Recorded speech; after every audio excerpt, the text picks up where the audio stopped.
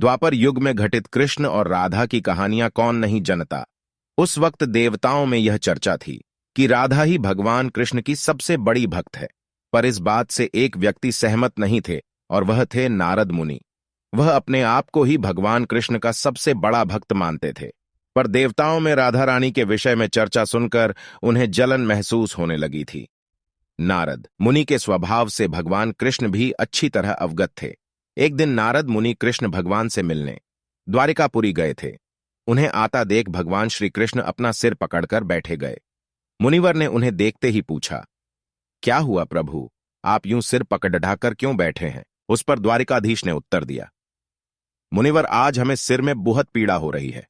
नारद बोले, तो प्रभु, इस पीड़ा को मिटने का क्या कोई उपाय है? कृष्ण ने कहा, हां, उपाय तो है। अगर मेरा सबसे बड़ा भक्त अपने चरण धोकर उसका चरण अमृत मुझे पिलाएगा तो मेरा सिर दर्द पल भर में ठीक हो जाएगा।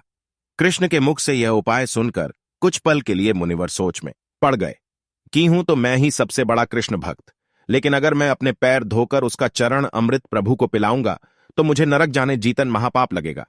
परंतु राधा को भी तो सब कृष्ण का बड़ा भक्त मानते हैं। इतना सोचने के बाद भगवान कृष्ण से आज्ञा लेकर नारद तुरंत राधा रानी के महल में जा पहुंचे और उन्हें प्रभु के सिर में हो रही पीड़ा एवं उसके उपाय के बारे में वृतांत सुनाया।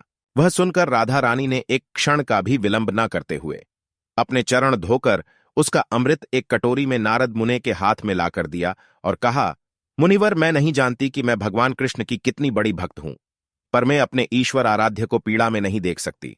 राधा के मुख से वह सच्चे भक्ति भाव के शब्द सुनकर नारद मुनि की आंखें खुल गईं और वह समझ गए कि राधा रानी ही कृष्ण की सबसे बड़ी भक्त है और प्रभु श्री कृष्ण ने यह लीला मुझे समझाने के लिए रची थी।